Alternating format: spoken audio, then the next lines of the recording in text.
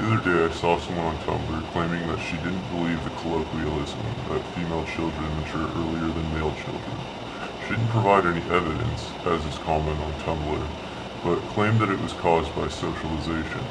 I didn't screenshot it unfortunately, but I remember the gist of her claim. She said something along the lines of this. Girls are socialized from an early age to be submissive and quiet. They're constantly told that they're wrong and that they need to be more polite and mature. Boys, on the other hand, are conditioned to think that they're smarter and better than they really are. They mature more slowly because their parents allow them to be immature for a longer period of time, because of patriarchy or something. I love when Tumblr tries to deny things that are literally scientifically proven. It's also funny because the claim that she is denying has nothing to do with socialization. The claim isn't about the personality of the girl or boy, although I'm sure that girls reach psychological maturity faster on average too. When people say that girls mature faster and earlier than boys, they are referring to physiological puberty. At least that's what the scientific evidence is referring to. There is simply no way that socialization could cause such dramatic physiological differences. Even aside from it being just biologically impossible, the real causes are already largely known. We know that there are genes on the Y chromosome that override the genes which cause extended neoteny in a complex chain reaction. We know that the male chemical cascade triggered by luteinizing hormone has a completely different effect than the female equivalent, and we've known this since before we even knew what luteinizing hormone did. I get really sick of explaining why male and female brains are different. It just goes to show that feminists really know very little about biology or even science in general when they claim that the only sexual dimorphism in humans is physiological. They obviously must concede that the genitals are different, but they think this is a fact in their favor. That is, they think that genital dimorphism is just a reference to how our genitals are different. This means that they don't understand how the adrenal system works. If they understood the adrenal system, they would know that the genitalia is one of the few parts of the body that secretes chemicals which fundamentally alter brain development. Where the fuck do they think testosterone comes from? DHEA, dehydroepiandrosterone, is a neurosteroid for fuck's sake. It is a really prime example of feminist scientific illiteracy. For social justice warrior lurkers, or feminists who distinguish themselves from social justice warriors, I'll try to explain it so a gender studies major can understand. There's a complex positive feedback loop between the brain and the reproductive system, male or female. During the early stages of gestation, the developing fetus's genitals develop in sync with the brain. Hormones synthesized in the brain trigger the development and sexual differentiation on the genitals, and hormones synthesized in the genitals trigger the development and sexual differentiation of certain brain regions and glands. This interaction persists beyond gestation and even beyond puberty. It goes on your whole life. It's the cause of menopause's physiological and psychological effects, for example. So the fact that male and female genitals are different is an expression of the fact that our hormonal systems are different. There are two main factors responsible for sexual dimorphism. One of them, sex chromosomes, is the cause of the other one, hormonal differences. The hormonal differences are caused by the genital differences, if that makes sense. This is why feminists look so stupid when they say the only difference between men and women is the genitalia. They are literally conceding psychological differences without realizing it. The most visible difference between men and women is obviously the genital structure, but there is a really complex dimorphism going on underneath the obvious physical differences. The gonads are differentiated between the male and female for the sake of reproduction. This dimorphism was evolved before animals even existed. There are animal species in which the dimorphism ends there. But the gonads evolved beyond that in most mammals, including humans. We evolved various expressions of sexual dimorphism, and the mechanism causing each one is usually hormones. There are tons of different androgens and estrogens, and they all have different effects on every other type of hormone as well. So there is a butterfly effect in having higher estrogen or testosterone levels.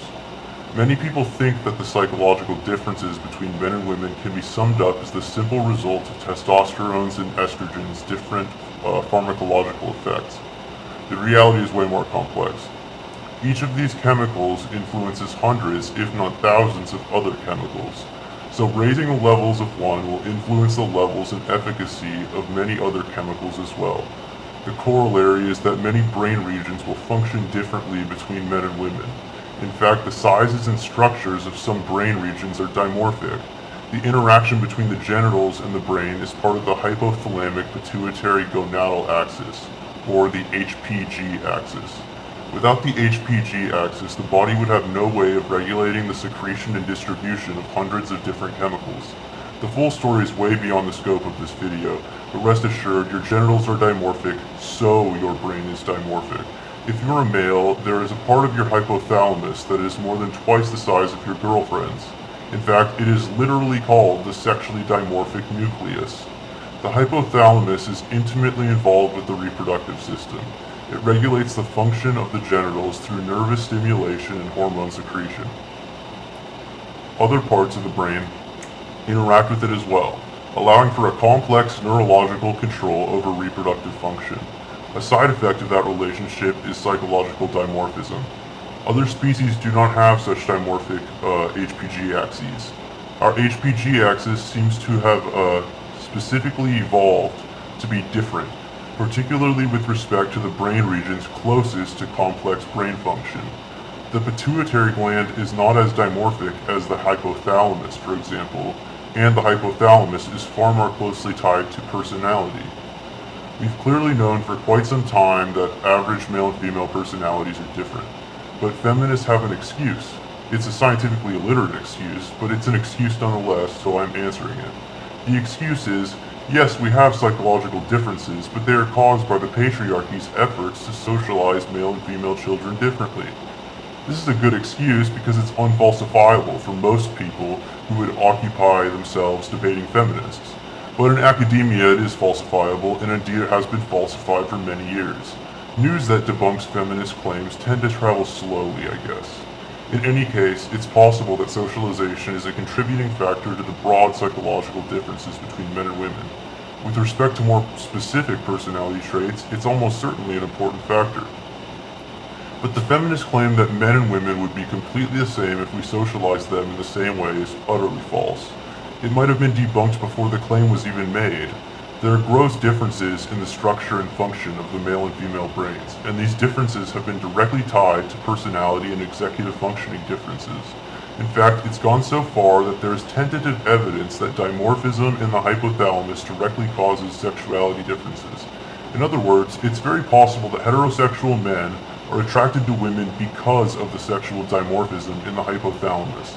In that case, heterosexual women would find men attractive because their SDN is smaller and more elongated. It might even neurologically explain homosexuality. Some recent evidence indicates that homosexual men have smaller SDNs than heterosexual men. We will see in the coming years just how deeply gendered psychological differences are tied to physiological sexual dimorphism. It's been proven for decades that male and female brains are at least slightly different because of genetic and hormonal differences. Every year more evidence is uncovered. The gaps in our knowledge are receding ever further, and with them the number of personality differences that can be explained by socialization.